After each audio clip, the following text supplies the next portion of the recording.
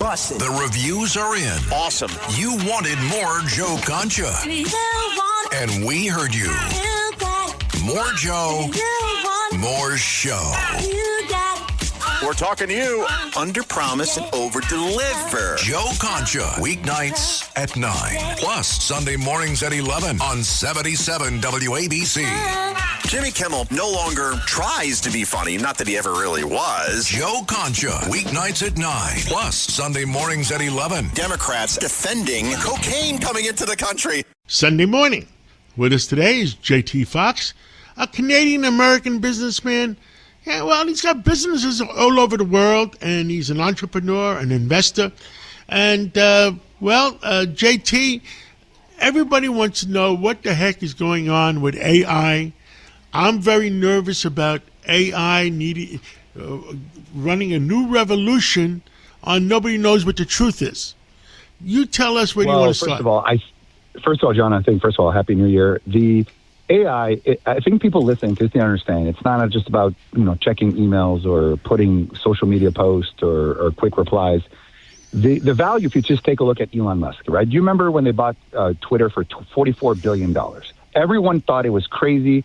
Advertisers pulled out. Valuation went back down to $9 billion. Now that turned out to be one of the greatest AI plays because he took all of the information on X, all the tweets that people put in there, and built his AI on top of that, just raised $20 billion for a valuation of $250 billion on AI. So that's a good ROI. But the value is this. The IP, number one, if you take a look at WABC and what's in John Katzinides, all the radio interviews, all the radio show, that is becoming the big play. And you're seeing that with Paramount and the media play. Whatever every day that you do, that's the play. But for everybody listening right now, you're a personal assistant. You are a doctor. You are an entrepreneur. You own a spa. You can take what's inside your brain and AI yourself, and you will be able to sell it either as a brain or an AI employee. So, for example, you have amazing Ella and you have a Maureen, great assistant. Well, let's say I say, you know what, I need a great assistant. Like John they've been loyal, they're very good. I could literally, if they wanted to, license their brain, and my AI assistant would think like yours. It allows you to have, for example, you have great staff. Chad, your CEO, great. How about if I have 100 Chads, right? How about if I have 100 John Katzinides? And I think that's where the thing is, it's going to amplify your good people. And the lazy people, the people that don't want to do anything, don't want to improve anything, they're either going to have to pivot or they're going to be on a job. So, of course, there's some downsides of AI that is unknown and people using it in a bad way. But I think it's going to do far greater into the world because I think we need to take what's inside your brain and generational, John. When you pass away in 50, 60 years, we want to be able to have the John Katzinides brain for future generation, all of your business, your children, your grandkids. Now, at what point, I read some that they have this new super computer that they think they can download the brain. Have you seen that one? Yes, I did. I mean, listen, remember Y2K was going to be the end of the world. Is it ever going to be possible? I think, well, first of all, I think that the what I would be concerned is, because I have a lot of Bitcoin too, I think I'd be concerned about a supercomputer cracking the quantum Bitcoin blockchain code, and that would cause a problem, right? Because they're not making any more. So as anything, every positive will come with some negative. It just doesn't matter what it is, and it will disrupt a lot of businesses. AI is not an NFT where that was just a stupid fad where people are overpaying for an image.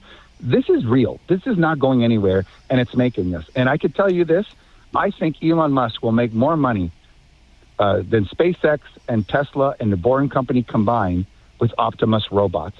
Tesla will be a robot company. There will probably be 3 robots for every human being, and that's not going anywhere, and that's a reality. So instead of being afraid of it, where it's not stopping, how can we embrace it? How can we get ahead of it? But with every robot, there's going to have to be a human that knows how to manage it, how to do it, and then if not, we need plumbers and electricians and HVAC people because AI is smart, but someone's got to go do the work. But I think that's what I'm worried about.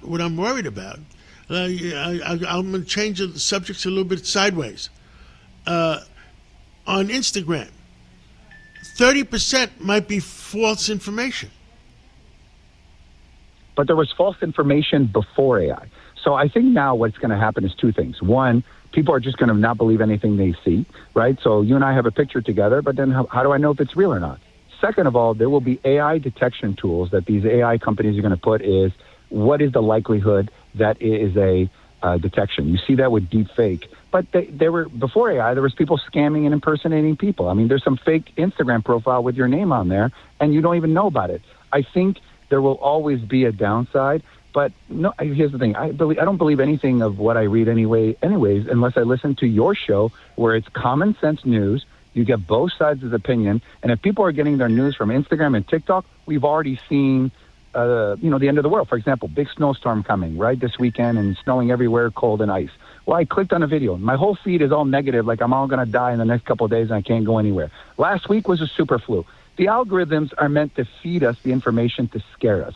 So stop pressing things, John, that scare you. And an entrepreneur like mine say, how can I use it to utilize all my amazing companies, make my people more productive, and change more lives? That's the narrative. Instead of being scared from it, embrace it. Because a guy like you, who's a common sense guy, will always find a way to take the good and make it even greater. And that's why you did it in a radio station, number one.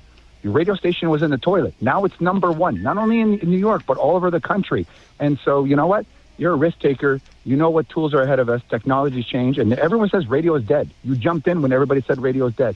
So I think people have to take a look at it is that, you know what, people like me and you and people that are listening to your show and get that common sense, they'll use it the right way. And bad people will always do bad things no matter what. Well, JT Foxx, thank you for the update. And let's talk again real soon. Absolutely. Thank you, John. Take care. Every week, the Payne family cuts straight to the real financial story. The one question, Bob, everyone's asking is, are we in an artificial intelligence bubble? You've been through boom and bust. What do you think? No hype, no myths. Just what actually matters to your money. Does feel very similar to what we experienced in the 90s. Where are we, though? Are we in 1995, 1997, 1999? Listen to the Pain Points of Wealth on the Red Apple Podcast Network.